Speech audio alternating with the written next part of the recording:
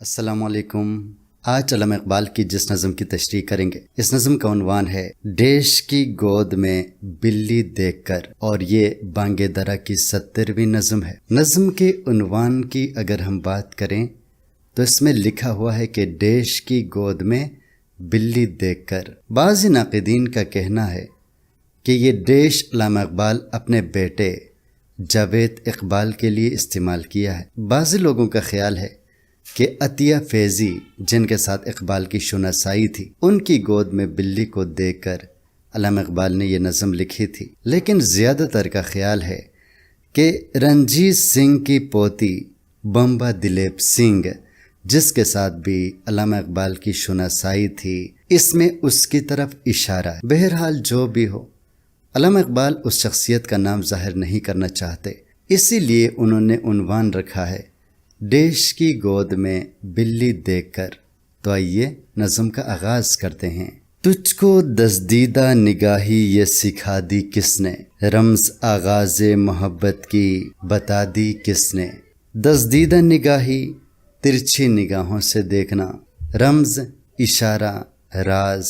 علامہ Iqbal dash کی گود میں بلی سے مخاطب ہو کر فرماتے ہیں کہ آپ جو ترچھی نگاہوں سے دیکھتی ہو، یہ آپ کو کس نے سکھا دی ہے؟ اور محبت کے آغاز میں اکثر اپنے محبوب کو اسی طرح ترچھی نگاہوں سے دیکھا جاتا ہے۔ تو آپ کو آغاز محبت کا یہ راز کس نے سکھا دیا؟ ہر ادا سے تیری پیدا ہے محبت کیسی، نیلی آنکھوں سے ٹپکتی ہے ذکاوت کیسی۔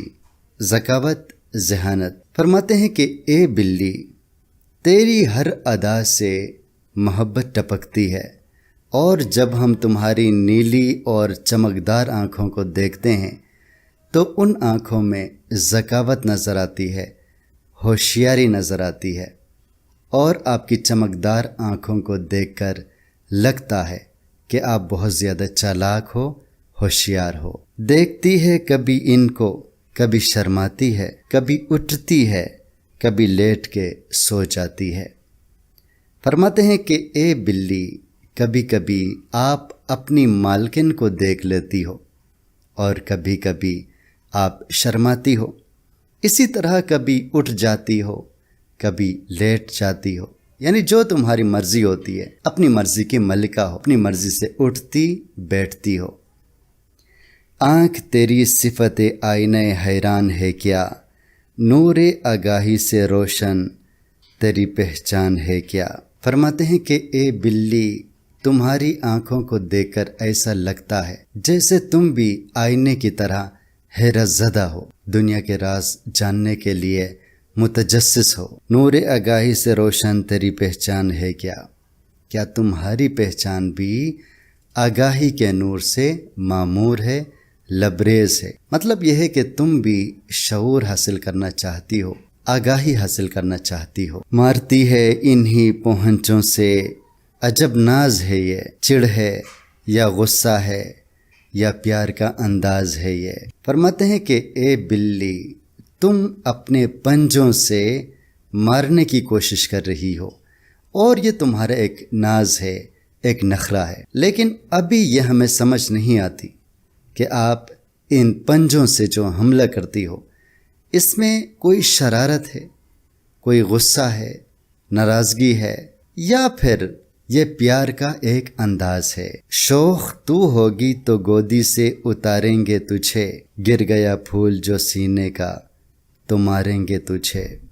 فرماتے ہیں کہ اس طرح اے بلی اگر شرارت کرو گی تو پھر یہ تمہاری جو مالکن ہے تمہیں گود سے اتار دیں گی، تمہارے ناز و نخرے ختم ہو جائیں گے، اور اگر تمہاری شرارتوں سے سینے میں یعنی کپڑے میں جو پھول لگے ہوئے ہیں اگر وہ گر جائیں تو آپ کو سزا بھی مل سکتی ہے۔ کیا تجسس ہے تجھے، کس کی تمنائی ہے، آہ کیا تو بھی اس چیز کی سودائی ہے۔ فرماتے ہیں کہ تجھے دیکھ کر ایسا لگتا ہے کہ تیرے دل میں تجسس ہے، حیرت ہے، اور تجھے کچھ پانے کی تمنا ہے۔ کیا تم انسان کی طرح کسی چیز کی تلاش میں ہو؟ جس طرح انسان اپنے رب کی تلاش میں بے قرار ہے، اپنے رب کی جستجو میں ہے، تو کیا اے بلی تم بھی کسی کی تلاش میں ہو، تم بھی تجسس میں ہو، حیرت میں ہو۔ خاص انسان سے کچھ حسن کا احساس نہیں، صورت دل ہے یہ ہر چیز کے باطن میں مکین، باطن اندر، مکین رہنے والے۔ فرماتے ہیں کیا ایسا ہے کہ یہ جو حسن کا احساس ہے یہ صرف انسان کے لیے مخصوص نہیں ہے، بلکہ جو بھی مخلوق ہے اس کے اندر انسان کی طرح دل موجود ہوتا ہے۔ اس لیے محسوس ہوتا ہے کہ انسان کے علاوہ جو دیگر مخلوقات ہیں یہ بھی حسن کا احساس رکھتی ہیں۔ شیشہ دہر میں مانند میں ناب ہے عشق، روح خورشید ہے، خون رگ مہتاب ہے عشق۔